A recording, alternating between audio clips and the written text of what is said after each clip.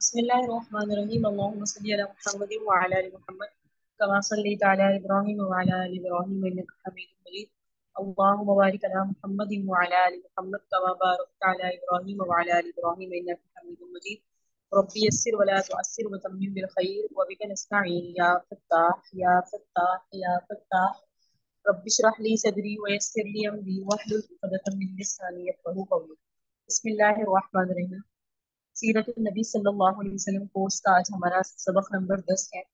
कल के सबक में हमने हिजरत पढ़ा और नबी अलैहिस्सलाम के अंसार का ताल्लुक पढ़ा और कबाइल अरब पढ़े। आज हम पढ़ेंगे, हमने सबक का इख्तिताम किया था मस्जिद कुबा से। कुबा में सबसे पहला काम एक मस्जिद की तामीर थी और इस मकसद के लिए नबी अलैहिस्सलाम ने हजरत कुलथूम बिन हदम रजी अल्लाह ताला अन्हु की एक जमीन को पसंद फरमाया जहां खानदान आमिर बिन औफ की खजूरें सुखाई जाती थी।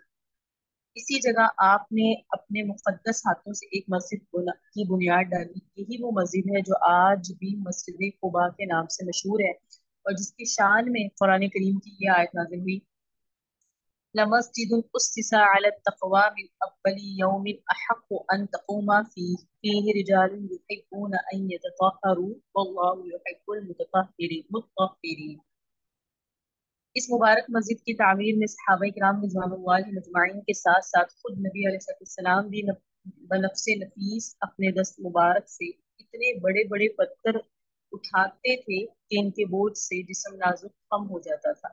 और अगर आप अलैहिस्सलाम के जानसार असहाब में से कोई अर्ज करता, या रसूलल्लाह आप पर हमारे माँ बाप कुर्बान हो जाए, आप छोड़ दीजिए, हम उठाएंगे, तो नबी अलैहिस्सलाम उसकी दिलजोई के लिए छोड़ देते, मगर फिर उसी वजन का दूसरा पत्थर उठा लेते और खुद ही उसको लाकर इमारत में लगाते और तामीरी काम में जोश व वलवला पैदा करने के लिए सहाबा किराम के साथ आवाज मिलाकर हजूर सल्लल्लाहु अलैहि वसल्लम हजरत अब्दुल्लाह बिन रवाहा की इरशाद पढ़ते थे,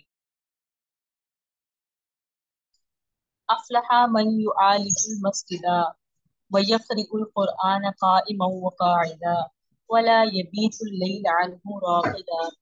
कामयाब है जो मस्जिद तामीर करता है और उठते बैठते कुरान पढ़ता है और सोते हुए रात नहीं गुजारता।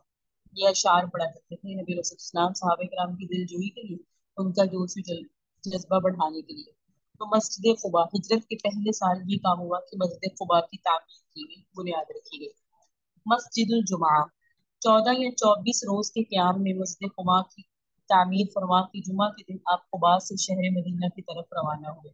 यानी आका अलैहिस्सलाम का जो मस्जिद कुबा में कयाम रहा वो 14 या 24 रोज रहा।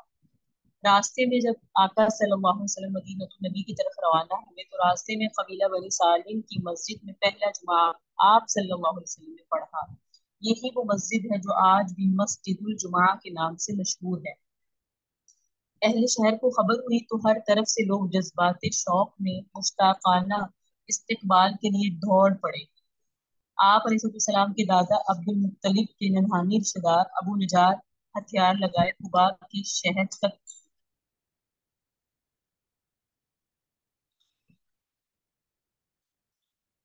सफे बांधे मस्ताना वार चल रहे थे आका सल्लल्लाहु अलैहि वसल्लम का दीदार करने के लिए।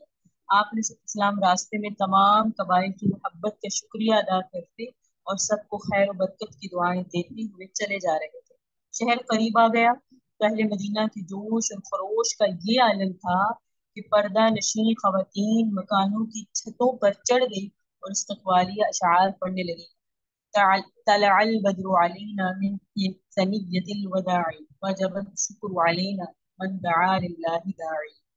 हम पर चांद तुलू हो गया वदा की घाटियों से, हम पर खुदा का शुक्र वाजिब है जब तक अल्लाह से दुआ मांगने वाले दुआ मांगते रहे।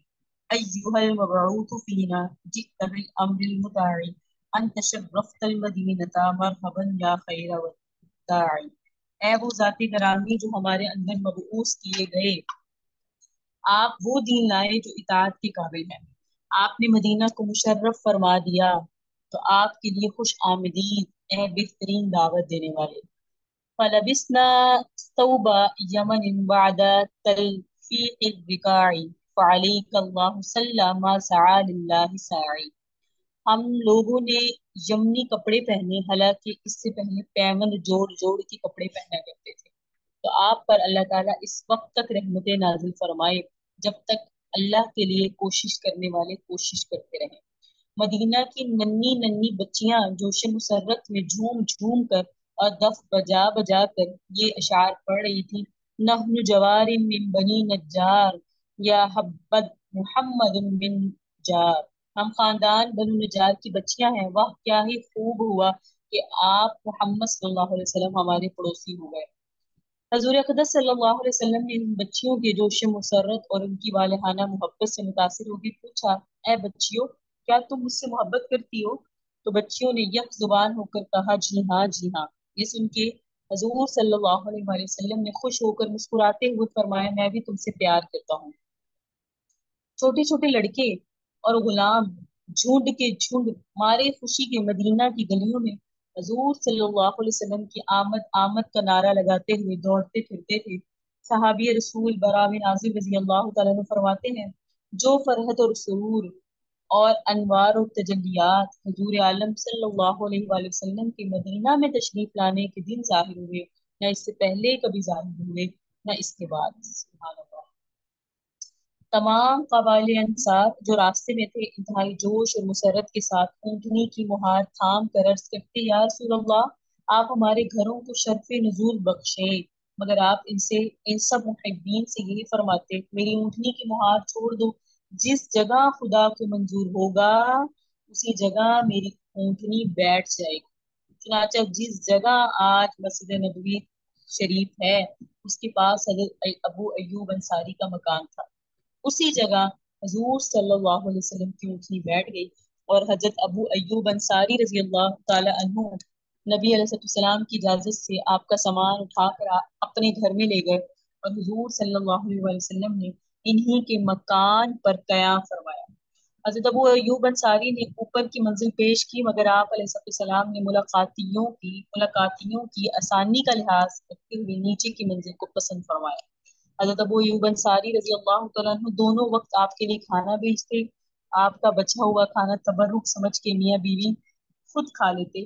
کھانے میں جہاں حضور صلی اللہ علیہ وسلم کی انگلیوں کا نشان پڑا ہوتا، حصول برکت کے لیے حضرت ابو ایوب انصاری اسی جگہ سے لقمہ اٹھاتے اور اپنے ہر قول، اپنے ہر فعل سے بے پناہ ادب، بے پناہ احترام اور عقیدت بجا نثاری کا مظاہرہ کرتے۔ تو آقا صلی اللہ علیہ وسلم مدینہ میں تشریف لے آئے اور حضرت ابو ایوب انصاری کے گھر میں قیام فرمایا۔ حضرت عبداللہ بن سلام رضی اللہ تعالیٰ عنہ مدینہ میں یہودیوں کے سب سے بڑے عالم تھے۔ خود ان کا اپنا بیان ہے کہ وہ جب حضور مکہ سے ہجرت فرما کے مدینہ میں تشریف لائے اور لوگ جوگ در جوگ ان کی زیارت کے لیے ہر طرف سے آنے لگے تو میں بھی اسی وقت خدمت اقدس میں حاضر ہوا، اور جو ہی میری نظر جمال نبوت پر پڑی تو پہلی نظر میں میرے دل نے یہ فیصلہ کر دیا کہ یہ چہرہ کسی جھوٹے آدمی کا چہرہ نہیں ہے۔ پھر حضور صلی اللہ علیہ وآلہ وسلم نے اپنے وعظ میں یہ ارشاد فرمایا: یا ایہا الناس افشوا السلام، اطعموا الطعام، وصلوا الارحام، وصلوا باللیل والناس نیام۔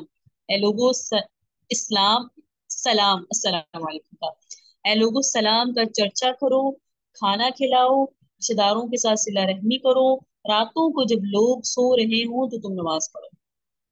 عبداللہ بن سلام فرماتے ہیں: میں نے حضور صلی اللہ علیہ وسلم کو ایک نظر ہی دیکھا تھا، اور آپ علیہ السلام کے یہ چار بول میرے کان میں پڑے تو میں اس قدر متاثر ہو گیا کہ میرے دل کی دنیا ہی بدل گئی اور میں مشرف با اسلام ہو گیا۔ حضور حضرت عبداللہ بن سلام کا دامن اسلام میں آ جانا یہ اتنا اہم واقعہ تھا کہ مدینہ کے یہودیوں میں ایک احرام مچ گیا کہ عبداللہ بن سلام مسلمان ہو گیا، کیونکہ وہ ان کے سردار تھے اور بڑے عالم تھے۔ تو مدینہ میں جو دوسرا واقعہ پیش آیا وہ عبداللہ بن سلام رضی اللہ تعالیٰ عنہ کا اسلام لانا ہے۔ حضور اقدس صلی اللہ علیہ وسلم جبکہ ابھی حضرت ابو ایوب انصاری کے مکان ہی میں تشریف فرما تھے، آپ نے اپنے غلام حضرت زید بن حارثہ اور حضرت ابو رافع رضی اللہ تعالیٰ عنہ کو 500 درہم اور 2 اونٹ دے کر مکہ بھیجا تاکہ یہ دونوں صاحبان اپنے ساتھ حضور پاک صلی اللہ علیہ وسلم کے اہل و عیال کو مدینہ لائیں۔ چنانچہ یہ دونوں حضرات جا کے حضور پاک صلی اللہ علیہ وسلم کی 2 صاحبزادیوں حضرت فاطمہ اور حضرت ام کلثوم رضی اللہ تعالی عنہا اور آپ کی زوجہ مطہرہ ام المؤمنین حضرت بی بی سودا رضی اللہ تعالی عنہا اور حضرت اسامہ بن زید رضی اللہ تعالی عنہ اور حضرت ام ایمن رضی اللہ تعالی عنہا کو مدینہ لے آئے۔ آپ صلی اللہ علیہ وسلم کی صاحبزادی حضرت زینب رضی اللہ تعالی عنہا نہ سکی کیونکہ ان کے شوہر حضرت ابو العاص بن ربیع نے ان کو مکہ میں روک لیا، اور حضور صلی اللہ علیہ وسلم کی ایک صاحبزادی حضرت بی بی رقیہ رضی اللہ تعالی عنہا اپنے شوہر حضرت عثمان غنی رضی اللہ تعالی عنہ کے ساتھ حبشہ میں تھی۔ تو خاندان میں سے یہ لوگ آئے بس۔ انہی لوگوں کے ساتھ سیدنا ابوبکر صدیق کے فرزند حضرت عبداللہ رضی اللہ تعالیٰ عنہ بھی اپنے سب گھر والوں کو ساتھ لے کر مکہ سے مدینہ آ گئے۔ ان میں حضرت بی بی سیدہ عائشہ رضی اللہ تعالیٰ عنہ بھی تھی۔ یہ سب لوگ مدینہ آ کر حضرت حارثہ بن نعمان کے مکان مسجد نبوی، اسی مسجد کا نام مسجد نبوی ہے۔ یہ مسجد ہر قسم کی دنیاوی تکلفات سے پاک اور اسلام کی سادگی کی سچی اور صحیح تصویر تھی۔ اس مسجد کی عمارت اول طول و عرض میں 60 گز لمبی اور 54 گز چوڑی تھی۔ یعنی سب پہلے جو اس کی تعمیر ہوئی اس میں جو اس کا رقبہ تھا وہ کیا تھا کہ یہ طول و عرض میں 60 گز لمبی تھی اور 54 گز چوڑی تھی، اور اس کا قبلہ بیت المقدس کی طرف بنایا گیا تھا۔ مگر جب قبلہ بدل کر کعبہ کی طرف ہو گیا تو مسجد کے شمالی جانب ایک نیا دروازہ قائم کیا گیا۔ اس کے بعد مختلف زمانوں میں مسجد نبوی کی تجدید و توسیع ہوتی رہی اور آج تک ہو رہی ہے۔ مسجد کے کنارے پر ایک چبوترا تھا جس پر کھجور کی پتیوں سے چھت بنا دی گئی۔ اس چبوترے کا نام صفہ ہے۔ جو صحابہ گھر بار نہیں رکھتے تھے وہ اسی چبوترا پر سوتے تھے، بیٹھتے تھے، اور یہی لوگ اصحاب صفہ کہلاتے۔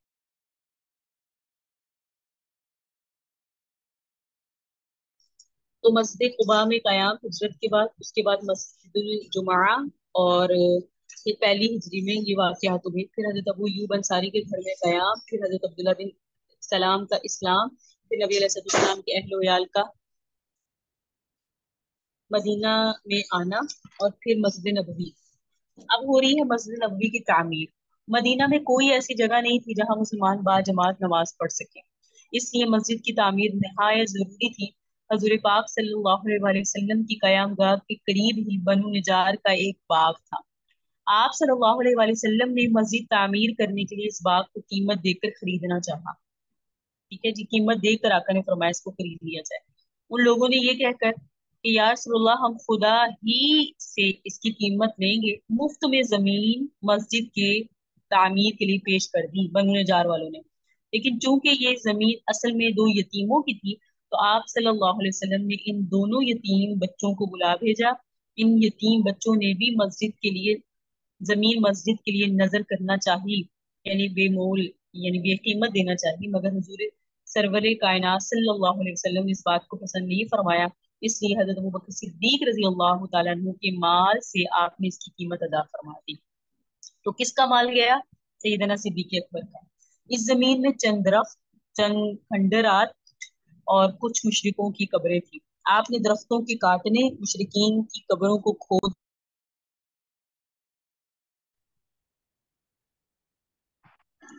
آپ صلی اللہ علیہ وسلم نے یہ حکم دیا کہ درختوں کو کاٹو، مشرکین کی قبروں کو کھود کر پھینک دو، اور پھر زمین کو ہموار کر کر خود آپ نے اپنے دست مبارک سے مسجد کی بنیاد ڈالی، اور کچی اینٹوں کی دیوار اور کھجور کے ستونوں پر کھجور کی پتیوں سے چھت بنائی جو بارش میں ٹپکتی بھی تھی۔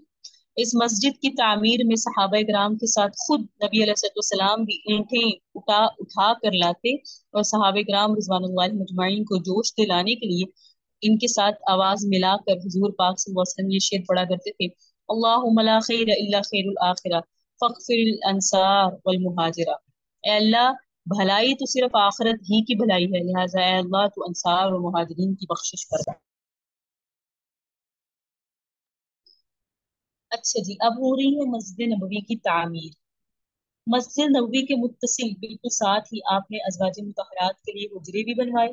اس وقت تک حضرت بی بی سودا اور سیدہ عائشہ نبی علیہ السلام کے نکاح میں تھی، اس لیے دو ہی مکان بنوائے گئے۔ جب دوسری ازواج مطہرات آتی گئیں تو دوسرے مکانات بھی بنتے گئے۔ یہ مکانات بھی بہت ہی سادگی کے ساتھ بنائے گئے تھے، اور 10-10 ہاتھ لمبے، 6-6 7-7 ہاتھ چوڑے، कच्ची ईंटों की दीवारें, खजूर की पत्तियों की छत, वो भी इतनी नीचे कि आदमी खड़ा होकर छत को छू लेता। दरवाजों में कवाड़ भी ना थे, कंबल या टाट के पर्दे पड़े रहते थे। तो आप अंदाजा लगाएं कि 10-10 हाथ लंबे और 6-6 7-7 हाथ चौड़े थे ये। तो अर्ज इतना था। कच्ची ईंटों की दीवारें थी। तो ये आका के कोई रकबा बहुत बड़ा नहीं था अजवाज मुतहरात की हुजरों का। अल्लाह अकबर। ये है शहनशाह दो आलम सल्लल्लाहु अलैहि वसल्लम का वो काशाना नबूवत जिसकी आस्ताना बोसी और दरबानी जिब्राइल के लिए सरमाया सआदत और बाइस इफ्तिखार थी। यानी वो है, ये वो जगह है जिस पर जिब्राइल आकर बोसा देते हैं और अपने लिए इसको सआदत और बाइस इफ्तिखार समझते हैं। रसूल खुदा को ये अंदेशा था कि कुफारे मक्का इनके साथ खुफिया चाल चल जाएंगे, मगर खुदावन मेहरबान ने इनको काफिरों की खुफिया तदबीरों से बचा लिया। अल्लाह अल्लाह। वो शहनशाह कौनैन जिनको खालिक कायनात ने अपना मेहमान बना के अर्श आजम पर मसनद नशीन बनाया, जिसके सर पर अपनी महबूबियत का ताज पहना के जमीन के खजानों की कुंजियां जिनके हाथ में अता फरमाई, जिनको कायनात के आलम में किस्म किस्म के तसरुफात का मुख्तार बना दिया, जिनकी जुबान का हर फरमान उनकी कुंजी, जिनकी निगाह करम के एक इशारे ने जिनके निगाह करम के एक इशारे ने उन लोगों को जिनके हाथों में ऊँटों की मुहार रहती थी, इन्हें अकवाम में आलम की किस्मत की लगाम अता की। अल्लाह अकबर। वो ताजदार रिसालत जो सुल्तान दारैन है और शहंशाह कौनैन है, उनकी हरम सरा का ये आलम, ये 6-6 7-7 हाथ सिर्फ चौड़े और 10 हाथ लंबे। ए सूरज बोल, ए चांद बता, तुम दोनों ने जमीन के बेशुमार चक्कर लगाए हैं, मगर क्या तुम्हारी आंखों ने ऐसी सादगी का कोई मंजर कभी भी और कहीं भी देखा है कि जिनको क्या नहीं मिला, इतनी अल्लाह रब्बुल इज्जत ने उन पर फरावानियां की और कायनात का तसर्रुफ करने का इख्तियार दिया, लेकिन उनकी जिंदगी कितनी सादा थी। सुभान अल्लाह। मुहाजिरीन जो अपना सब कुछ मक्का में छोड़कर मदीना चले गए थे, इन लोगों की सुकूनत के लिए भी हुजूर पाक सल्लल्लाहु अलैहि वसल्लम ने मस्जिद नबवी के कुर्ब जवार में इंतजाम फरमाया। अंसार ने बहुत बड़ी कुर्बानियां दी कि नहायत फराख दिली के साथ अपने मुहाजिर भाइयों के लिए अपने मकानात और जमीनें दी और मकानों की तामीरात में हर किस्म की मदद भी पहुंचाई, जिससे मुहाजिरीन की आबाद कारी में बड़ी सहूलत हो गई। सबसे पहले जिस अंसारी ने अपना मकान हजूर पाक सल्लल्लाहु अलैहि वसल्लम को बतौर हिबा के नजराना किया, इस खुश नसीब का नाम हजरत हारिसा बिन नौमान है। चुनाचा अज़वाज मुतहरात के मकानात हजरत हारिसा बिन नौमान ही की जमीन में बनाए गए। आपको ये चीजें और ये पॉइंट्स याद होने चाहिए, क्योंकि आपके असबाब के बाद आपके सबक, हर सबक का छोटा सा क्विज हुआ करेगा। जैसे आज हमारा सबक नंबर 10 चल रहा है ना, तो इन असबाब के लिहाज से बहरहाल सईदा आयशा रजी अल्लाह तआला अन्हा से निकाह तो हिजरत से कबल मक्का ही में नबी अलैहिस्सलाम का हो चुका था, मगर इनकी रुखसत हिजरत के पहले ही साल मदीना में हुई। नबी अलैहिस्सलाम ने एक प्याला दूध से दोनों की दावत वलीमा फरमाई। लोगों के लिए जो दावत वलीमा हुई वो एक प्याला दूध पर हुई। सुभान अल्लाह। ये भी कैसे सादगी है, और मुयस्सर भी नहीं था। सादगी की जिंदगी खुद ही आका अलैहिस्सलाम ने पसंद फरमाई। अच्छा जी, मदीना में आबादी हो चुकी है, तकरीबन आबाद हो गया मदीना, और मुहाजिरीन के घर भी बन गए, सैयदा आयशा की रुखसती भी हो गई, दो हुजरे भी बन गए, और मस्जिद नबवी की तामीर भी हो गई। अब यहाँ हुई मस्जिद नबवी में पहली हिजरी में हुई अजान की इब्तिदा। मस्जिद नबवी की तामीर तो मुकम्मल हो गई, मगर घरों को नमाजों के लिए के वक्त जमा करने का कोई जरिया नहीं था। यानी कोई ऐसा घर नहीं था या कोई ऐसी जगह नहीं थी जिसमें लोगों को जमा किया जाए और वो आकर क्या पढ़े, नमाज, जिससे नमाज बा जमात का इंतजाम हो जाए। इस सिलसिले में हजूर पाक सल्लल्लाहु अलैहि वसल्लम ने सहाबा किराम से मशवरा किया।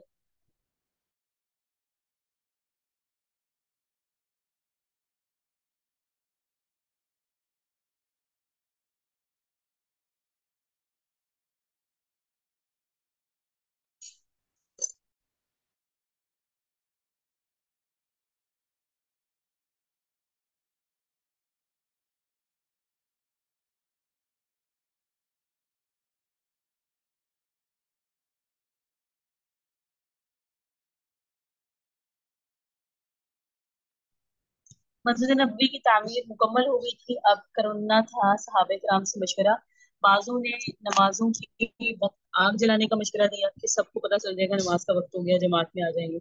بعضوں نے ناقوس بجانے کی رائے دی، مگر حضور اقدس صلی اللہ علیہ وسلم نے غیر مسلموں کے ان طریقوں کو پسند نہیں کیا۔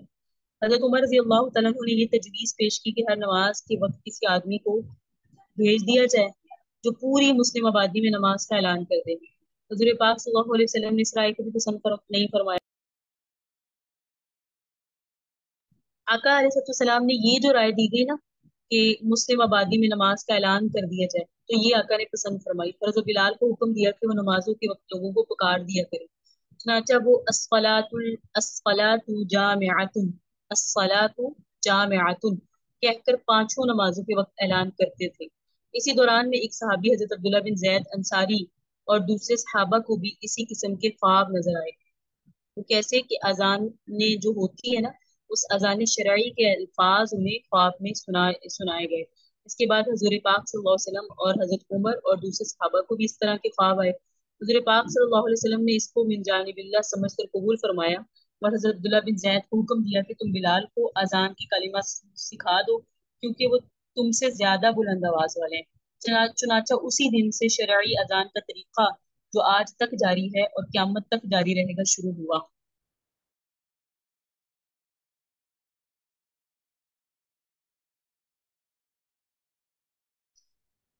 اچھا جی، یہ بھی ہوا، اذان کی ابتدا بھی ہوئی مدینہ میں اور پہلی ہجری میں۔ دوسرا کیا کام ہوا کہ حضرات مہاجرین چونکہ انتہائی بے سر و سامانی کی حالت میں بالکل خالی ہاتھ اپنے اہل و عیال کو چھوڑ کے مدینہ آئے تھے، اس لیے پردیس میں مفلسی کے ساتھ وحشت و بیگانگی اور اپنے اہل و عیال کی جدائی کا صدمہ محسوس کرتے تھے۔ اس میں شک نہیں کہ انصار نے مہاجرین کی مہمان نوازی اور دلجوئی میں کوئی کسر نہیں چھوڑی تھی، لیکن مہاجرین دیر تک دوسروں کے سہارے زندگی بسر کرنا پسند نہیں کرتے تھے، کیونکہ وہ لوگ ہمیشہ سے اپنے دست و بازو کی کمائی کھانے کے خوگر تھے۔ اس لیے ضرورت تھی کہ مہاجرین کی پریشانی کو دور کرنے اور ان کے لیے مستقل ذریعہ معاش مہیا کرنے کے لیے کوئی انتظام کیا جائے۔ اس لیے حضور پاک صلی اللہ علیہ وسلم نے خیال فرمایا کہ انصار اور مہاجرین میں بھائی چارگی قائم کر کے ان کو بھائی بھائی بنا دیا جائے۔ اس لفظ کو بولتے ہیں اخوت۔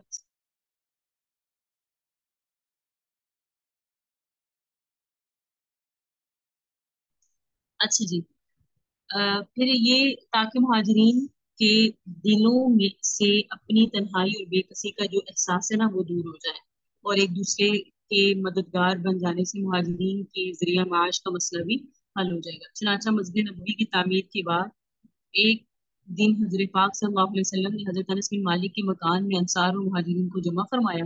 اس وقت تک مہاجرین کی تعداد 45 یا 50 تھی۔ حضرت پاک صلی اللہ علیہ وسلم نے انصار کو مخاطب کر کے فرمایا، یہ مہاجرین تمہارے بھائی ہیں۔ پھر مہاجرین اور انصار میں سے دو دو شخص کو بلا کر فرماتے گئے کہ اب تم بھائی بھائی ہو۔ یہ ہوا اخوت۔ نبی علیہ السلام کے ارشاد فرماتے ہی یہ رشتہ اخوت بالکل حقیقی بھائی جیسے رشتہ بن گیا۔ چنانچہ انصار نے مہاجرین کو ساتھ لے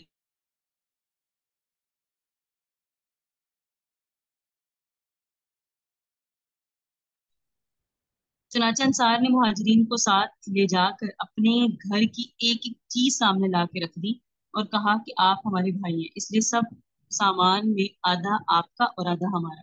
حد ہو گئی کہ حضرت سعد بن ربیع انصاری جو حضرت عبد الرحمن بن عوف مہاجر کے بھائی قرار پائے، ان کی دو بیویاں۔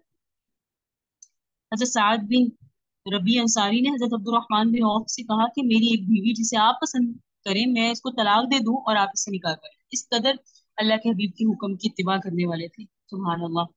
اس میں شک نہیں کہ انصار کا یہ سار ایک ایسی بے مثال شاہکار ہے کہ اقوام عالم کی تاریخ میں اس کی مثال مشکل ہے، مگر مہاجرین نے کیا طرز اختیار کیا یہ بھی ایک قابل تقلید تاریخی کارنامہ ہے۔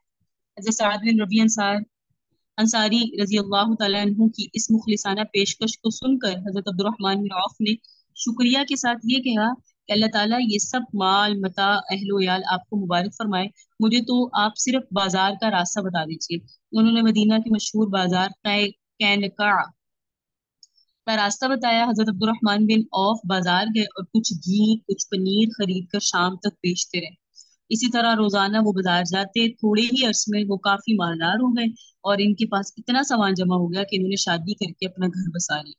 جب یہ بارگاہ رسالت میں حاضر ہوئے تو حضور پاک صلی اللہ علیہ وسلم نے دریافت فرمایا کہ تم نے بیوی کو کتنا مہر دیا؟ عرض کیا 5 درہم برابر سونا۔ ارشاد فرمایا اللہ تعالیٰ تمہیں برکت عطا فرمائے، تم دعوت ولیمہ کرو اگرچہ ایک بکری ہی۔ اور رفتہ رفتہ حضرت عبد الرحمن بن عوف کی تجارت میں اتنی خیر و برکت اور ترقی ہوئی کہ خود ان کا قول ہے کہ میں مٹی کو چھو دیتا تو وہ سونا بن جاتی۔ منقول ہے کہ ان کا سامان تجارت 700 اونٹوں پر لد کر آتا تھا، اور جس دن مدینہ میں ان کا تجارتی سامان پہنچتا تو تمام شہر میں دھوم مچ جاتی تھی۔ حضرت عبد الرحمن بن عوف کی طرح دوسرے مہاجرین نے بھی دکانیں کھولنی۔ حضرت ابوبکر صدیق کپڑے کی تجارت کرتے تھے، حضرت عثمان کینکا کے بازار میں کھجوروں کی تجارت کرتے تھے، حضرت عمر بھی تجارت میں مشغول ہو گئے، دوسرے مہاجرین نے بھی چھوٹی بڑی تجارت شروع کر دی۔ غرض باوجود یہ کہ مہاجرین کے لیے انصار کا گھر مستقل مہمان خانہ تھا، مگر مہاجرین زیادہ دنوں تک انصار پر بوجھ نہیں بننے بلکہ اپنی محنت اور بے پناہ کوششوں سے بہت جلد اپنے پیروں پر کھڑے ہو گئے۔ مشہور مورخ ہیں، ایک تاریخ دان ہے جو ہسٹری آف اسلام بیان کرتے ہیں، جن کا نام ہے حضرت علامہ ابن عبد البر۔ وہ فرماتے ہیں یہ مواخات یعنی بھائی چارہ کا معاہدہ تو انصار و مہاجرین کے درمیان ہوا، اس کے علاوہ ایک خاص عقد مواخات مہاجرین کے درمیان بھی ہوا، جس میں حضور پاک صلی اللہ علیہ وسلم نے ایک مہاجر کو دوسرے مہاجر کا بھائی بنا دیا۔ چاچا ابوبکر صدیق اور حضرت عمر، حضرت طلحہ اور حضرت زبیر، حضرت عثمان اور حضرت الرحمن بن عوف کے درمیان جب بھائی چارہ ہو گیا تو حضرت علی نے دربار رسالت میں عرض کیا یا رسول اللہ، آپ نے اپنے صحابہ کو ایک دوسرے کا بھائی بنا دیا، لیکن مجھے آپ نے کسی کا بھائی نہیں بنایا، آخر میرا بھائی کون ہے؟ تو نبی علیہ السلام نے ارشاد فرمایا انت اخی فی الدنیا والآخرہ، آپ میرے دنیا اور آخرت میں بھائی ہیں اے علی۔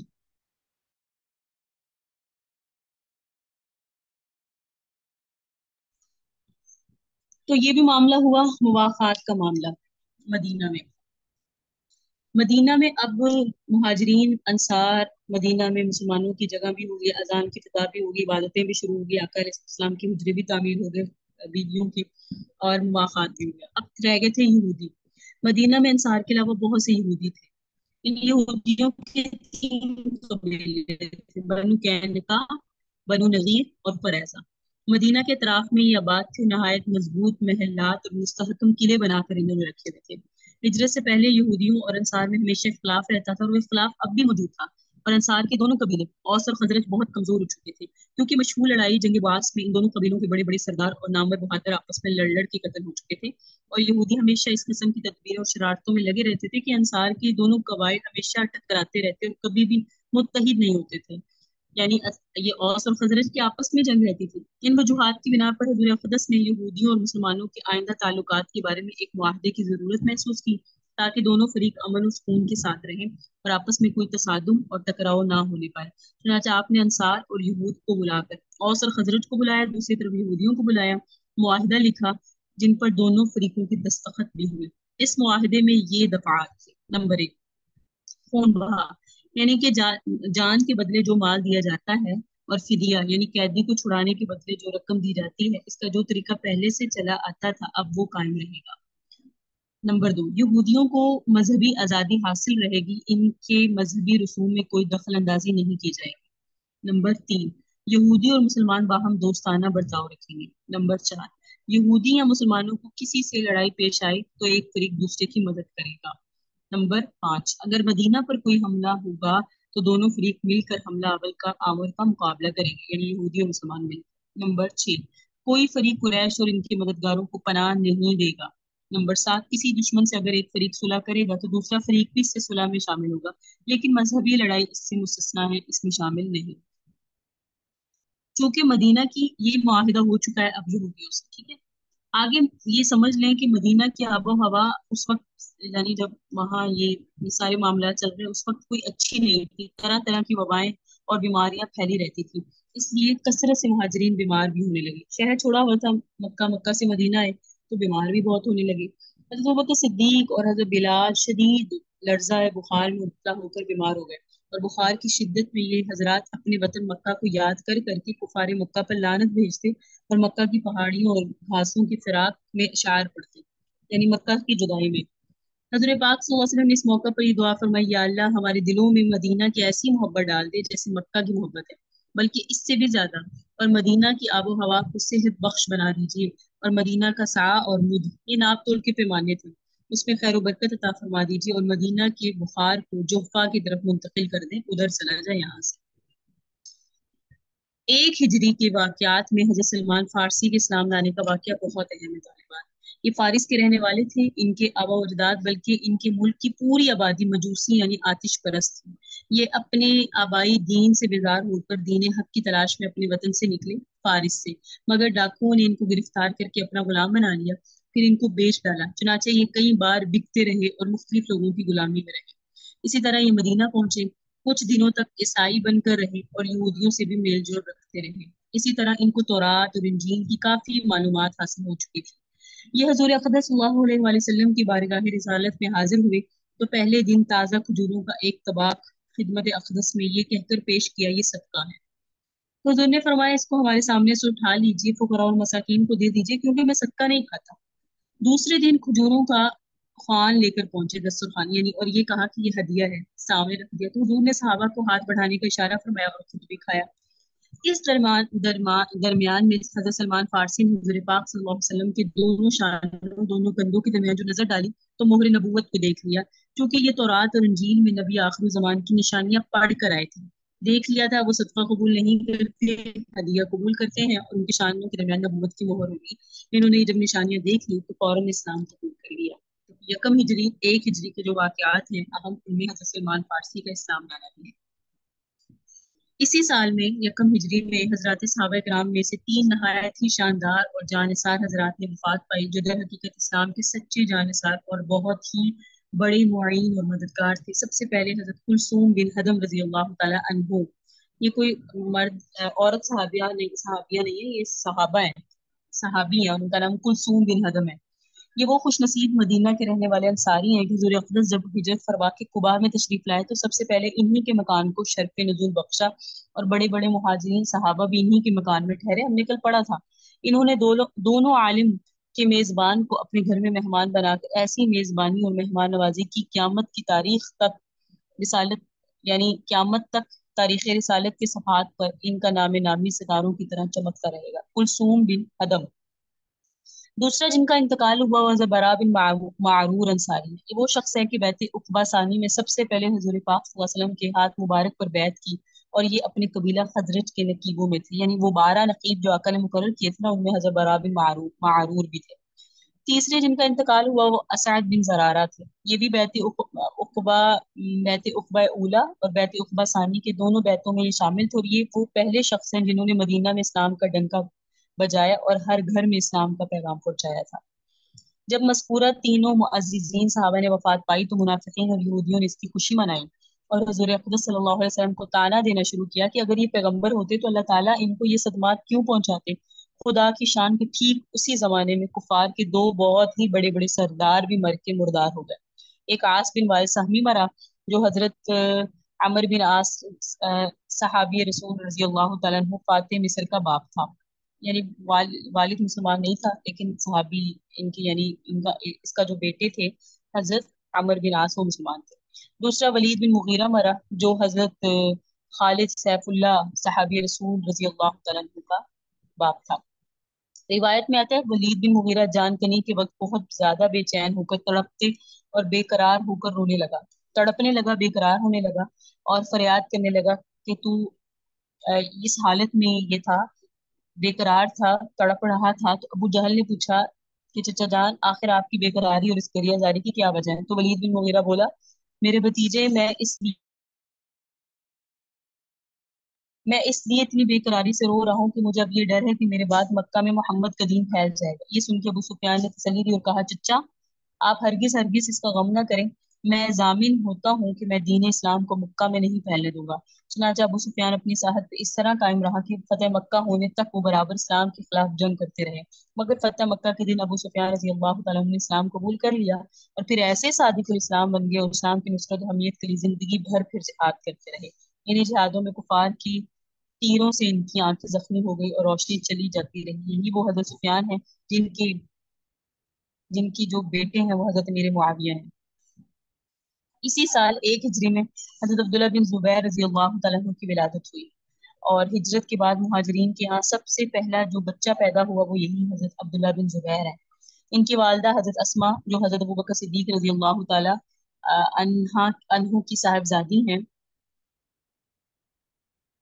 वो इनको लेकर यानी हजरत उर्वा हजरत अब्दुल्ला को लेकर अब्दुल्ला बिन जुबैर उर्वा बिन जुबैर के भाई हैं, तो ये अब्दुल्ला को लेकर बारगाह रिसालत में हाजिर हुई। हुजूर सैयद आलम सल्लल्लाहु अलैहि वसल्लम ने इनको अपनी गोद में बिठाकर और खजूर चबा के इनके मुंह में डाली, तहनीक की, जैसे गुट्टी बोलते हैं।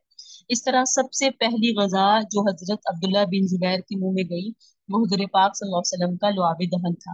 हजरत अब्दुल्ला बिन जुबैर की पैदाइश से मुसलमानों को बेहद खुशी हुई, इसलिए कि मदीना के यहूदी कहा करते थे कि हम लोगों ने मुहाजिरीन पर ऐसा जादू किया कि इन लोगों के यहाँ कोई बच्चा पैदा नहीं हुआ होगा। तो जब हजरत अब्दुल्ला बिन जुबैर की पैदाइश हुई तो उनकी वो जो उन्होंने गलत बातें फैलाई हुई थी वो भी गलत साबित हुई। तो ये भी यकम हिजरी का वाकया है। तो ये अहम वाकयात थे जो पहली हिजरी में हुए, जो अभी आपके सामने बयान किए हैं, जिसमें आका मस्जिद हिजरत करके मस्जिद खुबा में क़याम फरमाया, उसके बाद मस्जिद जुमा में, उसके बाद आका मदीना में दाखिल हुए और हजरत अबू अय्यूब अंसारी के यहाँ आका अलैहिस्सलाम की ऊँटनी जाकर बैठी। हजरत अब्दुल्लाह बिन सलाम भी इस्लाम लाए यकम हिजरी में। आका सल्लल्लाहु अलैहि वसल्लम ने अपने अहल यार को बुलाया मदीना में, ये भी यकम हिजरी में हुआ। मस्जिद नबवी की तामीर हुई, जगह किसकी थी वो आपके सामने अभी बयान हुआ, बनु नजार का जो बाग था वहाँ, और दो यतीमों का था। अजवाज मुतहरात के मकान बनाए गए, दो हुजरे बनाए गए, बीबी सैयदा सऊदा के और बीबी सैयदा आयशा के।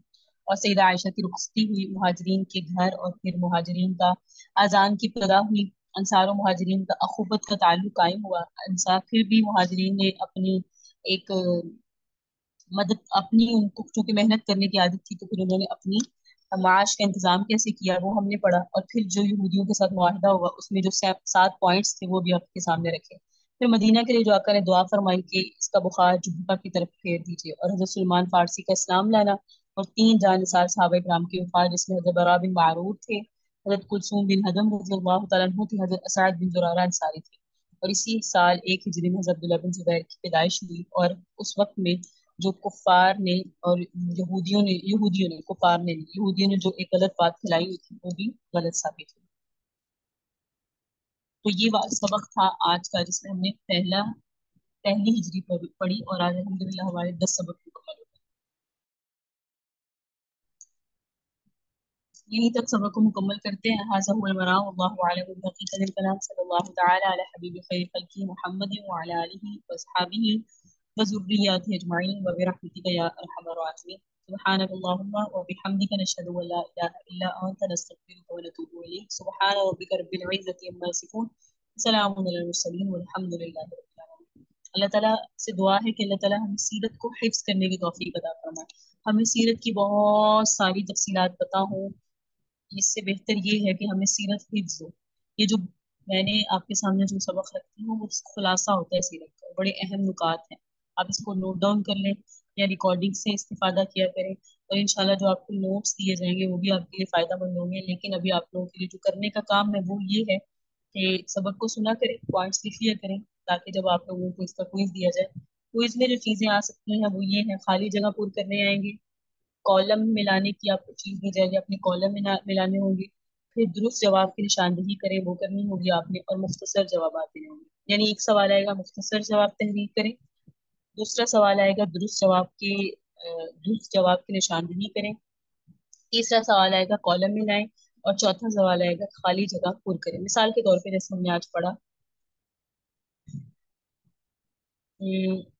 जो आज हमने सबक पढ़ा उसमें हम पढ़ेंगे कि हुज़ूर पाक सल्लल्लाहु अलैहि वसल्लम ने एक प्याला दूध से लोगों की दावत, और फराग फराग का मतलब होता है खाली जगह, तो हमने जैसे हम इंग्लिश में बोलते हैं डैश, तो हुज़ूर पाक सल्लल्लाहु अलैहि वसल्लम ने एक प्याला दूध से लोगों की दावत, फिर आगे खाली जगह, आगे आगे फरमाई, तो आपने उस खाली जगह को पूरा करना होगा। दुरुस्त जवाब की निशानदही में आएगा, जैसे मिसाल के तौर पर हुज़ूर पाक सल्लल्लाहु अलैहि वसल्लम भी उठा उठा के लाते थे।